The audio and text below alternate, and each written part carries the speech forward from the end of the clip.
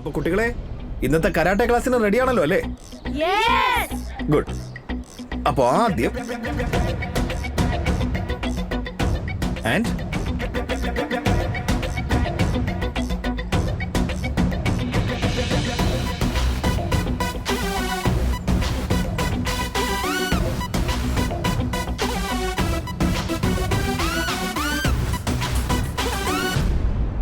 അല്ല എന്തൊക്കെയാ നടക്കുന്നേ? ഞാൻ സ്വപ്നം വല്ലതും കാണുവാണോ? പക്ഷെ ഞാൻ ഉണർന്നാണല്ലോ. പണ്ടാരോ പറഞ്ഞതുപോലെ തന്നെയാ, പുത്തനച്ചി പുരപ്പുറം തൂക്കും. ഇത് ഇവനായിട്ടൊന്നും ചെയ്യുന്നതല്ല, വെറും നാടകോ. ഗുഡ്. കരാട്ടെ പഠിക്കണമെങ്കിൽ ഏറ്റവും ആദ്യം നമ്മുടെ ശത്രുവിനെ മനസ്സിൽ കാണണം. ഇപ്പോ ആ ശത്രു നിങ്ങളുടെ ടിഫിൻ ബോക്സിലുള്ളത് മുഴുവൻ തീർക്കുന്നു. അതുപോലെ അവൻ വിക്കറ്റിന്റെ മുന്നിൽ കയറി നിന്ന് നിങ്ങളെ ബാറ്റ് ചെയ്യാൻ സമ്മതിക്കുന്നില്ല. പക്ഷെ മതി, ഇനി സഹിക്കാൻ പറ്റത്തില്ല. ഇനി നമ്മളെങ്ങനെ ചീറ്റ് ചെയ്യുന്ന ശത്രുവിന് ഇങ്ങനെ ചെയ്യാനൊരു അവസരം വീണ്ടും കൊടുക്കുന്നില്ല. കരാട്ടയിലൂടെ അവനെ നമ്മൾ തോൽപ്പിക്കും. യെസ്, വാ.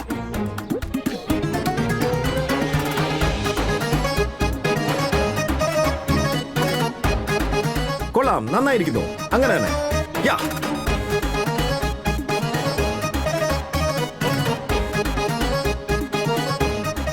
എന്നെ വീട്ടിലേക്ക് പറഞ്ഞേക്കാൻ എന്തൊരു തിരക്കാ.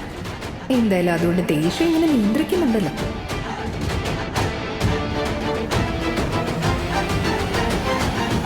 അമ്മ കണ്ടോ? ഇത്രയും പെട്ടെന്ന് ലോക്കൽ മാർക്കറ്റിൽ നിന്ന് വാങ്ങിയ തുണിയുടെ നിറം പോലും മാറില്ല. പക്ഷെ അതിനേക്കാളും വേഗത്തില സൂര്യചേട്ടന്റെ നിറം മാറിയത്. ഇന്നലെ അമ്പലത്തിലൊക്കെ പോയതല്ലേ, അതിന്റെ എഫക്റ്റാ. പൂജയൊക്കെ കഴിഞ്ഞപ്പോ നല്ല ബുദ്ധി ഉദിച്ചെന്നാ തോന്നുന്നേ. അല്ലെങ്കിൽ പിന്നെ ഈശതൻ എന്തെങ്കിലും മന്ത്രം പ്രയോഗിച്ചായിരിക്കും.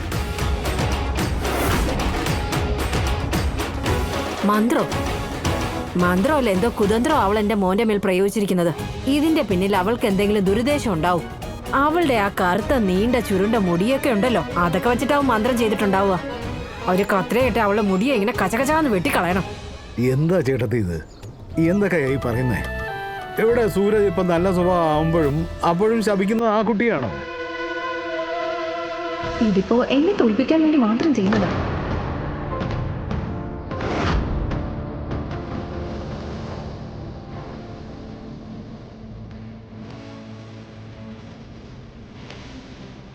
അടുത്ത 48 മണിക്കൂർ നീ ഒരു ഗുണ്ടയായിരിക്കരുത്, മറിച്ച് ഒരു സാധാരണ മനുഷ്യനായിരിക്കണം. അങ്ങനെ നീ ചെയ്താലുണ്ടല്ലോ, ഞാൻ വാക്ക് തരുന്നു, ആ 48 മണിക്കൂറിന് ശേഷം എൻ്റെ മുഖം നിനക്ക് ഒരിക്കലും കാണേണ്ടി വരില്ല.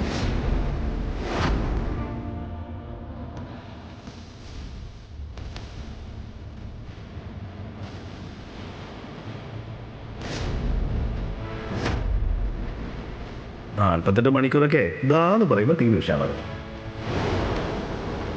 നിങ്ങളുടെ തിരിച്ചുപോക്കോടെ ഇതെല്ലാം അവസാനിക്കും.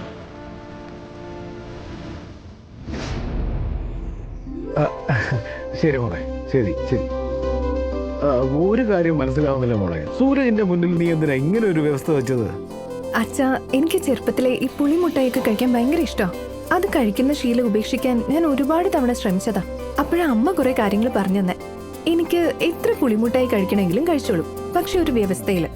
48 മണിക്കൂർ ആ മുട്ടായി തൊടില്ലെന്ന് തീരുമാനിക്കണം. എന്നിട്ട് എന്തുണ്ടായിന്നറിയോ? ആ 48 മണിക്കൂർ കഴിഞ്ഞ ശേഷവും എനിക്ക് പുളിമുട്ടായി വേണമെന്ന് തോന്നിയിട്ടേ ഇല്ല. അന്ന് എനിക്ക് ഒരു കാര്യം മനസ്സിലായി, ഈ ലോകത്ത് ഞാൻ രുചിച്ചിട്ടില്ലാത്ത ഒരുപാട് രുചികൾ വേറെയും ഉണ്ടെന്നുള്ള കാര്യം. ഇപ്പോ സൂരജിന്റെ കാര്യത്തിലും അങ്ങനൊരു നമ്പർ പ്രയോഗിച്ചതാ. അതിലെന്തെങ്കിലും ഗുണമുണ്ടായാലോ? കേൾക്കുന്നുണ്ടോ ചേട്ടത്തി? ഈ കുട്ടി ഈ വീട്ടിൽ വന്നിട്ട് 4 ദിവസം പോലും ആയിട്ടില്ല. അപ്പോഴേക്കും അവള് ഭാര്യയുടെയും മരുമകളുടെയും ഒക്കെ കടമ നിർവഹിക്കാൻ തുടങ്ങിയിരിക്കുന്നു. നന്നായി മോളെ. പക്ഷെ ഈ 48 മണിക്കൂറിൽ അവൻ മാത്രമല്ല പരീക്ഷിക്കപ്പെടുന്നത് മോളെ, ഞാനും കൂടാ. ഞാനിതിൽ ജയിക്കുകയും ചെയ്യും, തോൽക്കുകയും ചെയ്യും. സൂരജ് പറഞ്ഞതുപോലെ വാക്ക് പാലിച്ചാൽ ചിലപ്പോ എന്റെ മോനെ എനിക്ക് തിരിച്ചു കിട്ടുമായിരിക്കും. പക്ഷെ നല്ലൊരു മരുമോളെ എനിക്ക് കിട്ടാതെ പോകില്ലേ?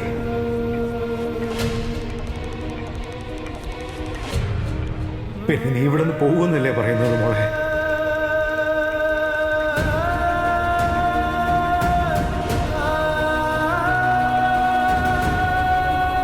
ചേട്ടത്തി,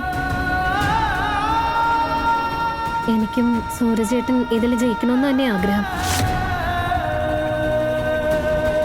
അതൊരിക്കലും ചേട്ടത്തി ഇവിടുന്ന് പറഞ്ഞേക്കാനല്ല, മറിച്ച് ചേട്ടൻ ജയിക്കുന്നതിലൂടെ എനിക്കെന്റെ പഴയ ചേട്ടനെ തിരിച്ചു കിട്ടുമല്ലോ എന്ന് ഓർത്തിട്ടാ.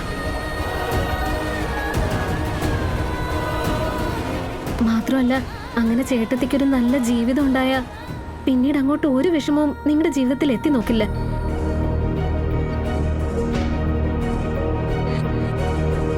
അങ്ങനെ ആവുന്നതല്ലേ നല്ലത്.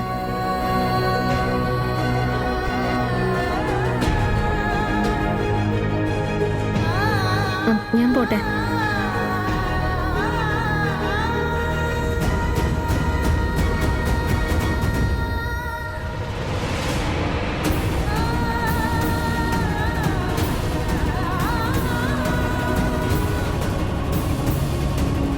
എന്റെ മോനൊരു ഗുണ്ടയൊക്കെ ആയിരിക്കാം, പക്ഷെ മനസ്സുകൊണ്ട് അവനൊരു പാവോ. അതുകൊണ്ടാണല്ലോ അവൻ ഈ സൂത്രക്കാരിയുടെ കയ്യില് ഇങ്ങനെ ചെന്ന് കുടുങ്ങിയത്. ഉറപ്പായിട്ടും ഇതിന്റെ പിന്നിൽ എന്തെങ്കിലും ഒരു തന്ത്രത്തിന്റെ കാര്യമൊന്നും പറയാൻ പറ്റില്ല അമ്മായി. പക്ഷേ ഈ ഇഷ ഇരിക്കുന്ന കൊമ്പില വാളുകൊണ്ട് വെട്ടിയിരിക്കുന്നത്. ഇനിയിപ്പോ 48 മണിക്കൂർ കൊണ്ട് സൂരജ് പറഞ്ഞ വാക്ക് പാലിക്കും. അതോടെ ആ ഇഷയ്ക്ക് എന്നേക്കുമായിട്ട് ഈ വീട് വിട്ട് പോവേണ്ടി വരില്ലേ?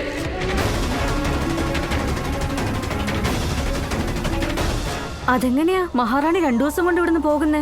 2 ദിവസമല്ല, 2 മാസമല്ല, 2 വർഷം അല്ലല്ല, ജീവിതകാലം മുഴുവൻ ഈ അടുക്കളയിൽ തന്നെ അവള് കഴിയണം. അങ്ങനെ അവളെ വിടാനൊന്നും പോകുന്നില്ല. കാരണം എനിക്ക് ജീവനുണ്ടെങ്കിൽ അതുവരെ ഞാൻ അവളെ. എടി നിനക്ക് എന്താ പറ്റിയത്? നേരത്തെ നീ അടക്കം ഇവിടെയുള്ള എല്ലാരും ഇഷയെ ഓടിക്കാനാ ശ്രമിച്ചിരുന്നേ. ഇന്നിപ്പോ അതേ സ്ഥാനത്ത് നീ പറയുന്നത് അവൾ ഇവിടുന്ന് പോകാൻ പാടില്ലെന്നാണ്. എനിക്ക് മനസ്സിലാകാത്തത് എന്റെ ഭാര്യയ്ക്ക് ഇത്രയും വലിയ ഹൃദയ വിശാലത ഇത് എവിടെന്ന് വന്നു എന്നാണ്.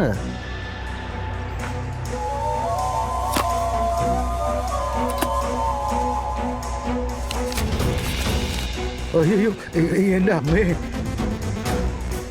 ഇത്രയധികം പണോ? ഇതൊക്കെ എവിടെ നിന്ന് നിന്റെ കയ്യിൽ വന്നു മോളെ? വരേണ്ടത് വന്നുകൊണ്ടേയിരിക്കും. വളരെ നന്നായി ജീവിച്ച കുട്ടിയാണ് ഇഷ. ഇവിടെ ഇത്രയും മോശമായ ഒരു അന്തരീക്ഷം അവൾ പഠിക്കുന്ന കാലത്ത് അവളുടെ ഡ്രോയിങ് പുസ്തകത്തിൽ പോലും കണ്ടു കാണില്ല. എന്നിട്ടും അവൾക്ക് ഇങ്ങനെ ഒരു സ്ഥലത്ത് ജീവിക്കേണ്ടി വരുന്നു.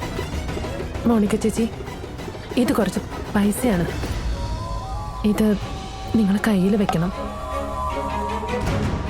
ഇഷയ്ക്ക് ഇവിടെ ഒന്നിനും ഒരു കുറവുണ്ടാകാൻ പാടില്ല, അത്രയേ ഉള്ളൂ. ഓരോ മാസവും ഇതിലും കൂടുതൽ തുക ഞാൻ തരാം. പറ്റില്ലെന്ന് പറയരുത്. നിങ്ങളിത് കയ്യിൽ വാങ്ങിച്ചില്ലെങ്കിൽ ഞാൻ അതുവരെ ഇവിടുന്ന് പോവുകയില്ല. Thank you.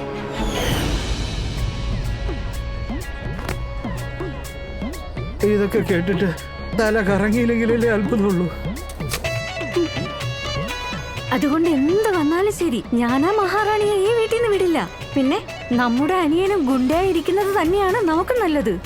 കാരണം ഒരു സൈഡിൽ നിന്ന് നമുക്ക് പൈസ വന്നുകൊണ്ടേയിരിക്കും.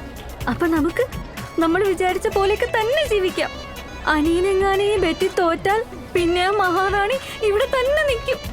അപ്പൊ ഓരോ മാസവും നമുക്ക് ഇതുപോലെയുള്ള കവറുകൾ ഇങ്ങനെ വന്നോണ്ടേയിരിക്കും. പോരാത്തതിന് ഓരോ മാസം ബോണസോ? ആ ബോണസ് എന്താണെന്ന് പറയാൻ എനിക്ക് പിടിച്ചു വയ്ക്കാൻ പറ്റുന്നില്ല. അത് പറയണോ? ഇപ്പൊ ആ മഹാറാണി ഈ വീട്ടിൽ തന്നെ നിൽക്കുകയാണെന്ന് വെച്ചോ, പിന്നെ അമ്മയുടെ ഫോക്കസ്, ടോട്ടൽ ഫോക്കസ് അവളുടെ മേലായിരിക്കും. അതുപോലെ ദേഷ്യം മുഴുവൻ അവളുടെ നേർക്കായിരിക്കും. അപ്പൊ ഞാൻ രക്ഷപ്പെടും. അപ്പൊ അതിന്റെ അർത്ഥം എന്താ ബേബി? ഇവിടെ ഈ ഇഷ്ടം നമ്മുടെ വീട്ടിലുണ്ടെങ്കിൽ ഈ പൈസയും നമുക്ക്, ഈ ലൈഫും നമുക്ക്. അതുകൊണ്ട് ഏത് വഴിക്കാണേലും വേണ്ടില്ല, ആ മഹാറാണി പെണ്ണിനെ ഇവിടെ തന്നെ പിടിച്ചു നിർത്തിയേ പറ്റൂ. നിക്ക് ശരിക്കും ഒരു കാര്യം പറഞ്ഞേ, നിന്റെ ഈ തലയിലുള്ള ഐഡിയ എന്താണെന്ന് പറയൂ. ഇനിയാണ് മോണിക്കയുടെ കളി കാണാൻ പോകുന്നത്. മതി സാറേ, അവര് പറഞ്ഞതുപോലെ എന്റെ ഭാഗത്തുനിന്ന് എല്ലാ കാര്യങ്ങളും ചെയ്യാൻ വേണ്ടി ഞാൻ ശ്രമിക്കുന്നുണ്ട്. വളരെ നന്നായി സൂരജ്.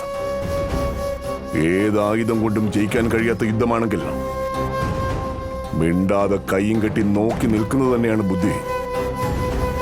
അവള് പറഞ്ഞതനുസരിച്ച് കൊണ്ട് വളരെ നല്ല കാര്യമാണ് നീ ചെയ്തത്. നിനക്ക് എല്ലാ ജോലികളിൽ നിന്നും 2 ദിവസത്തേക്ക് അവധി നൽകുന്നു. നീ എന്നും എന്റെ മനസ്സ് കീഴടക്കിയിട്ടുണ്ട് സൂരജ്. ഇത്തവണയും എനിക്ക് തോന്നുന്നത് നിന്നെതിലേക്ക് തിരഞ്ഞെടുത്തതിൽ എനിക്ക് തെറ്റ് പറ്റിയിട്ടില്ലെന്നാണ്. സാർ അതിനെക്കുറിച്ച് ഓർത്ത് വിഷമിക്കണ്ട. ഇത്തവണ ഞാൻ സാറിന് യാതൊരു പരാതിയും പറയാനുള്ള അവസരം ഉണ്ടാക്കില്ല.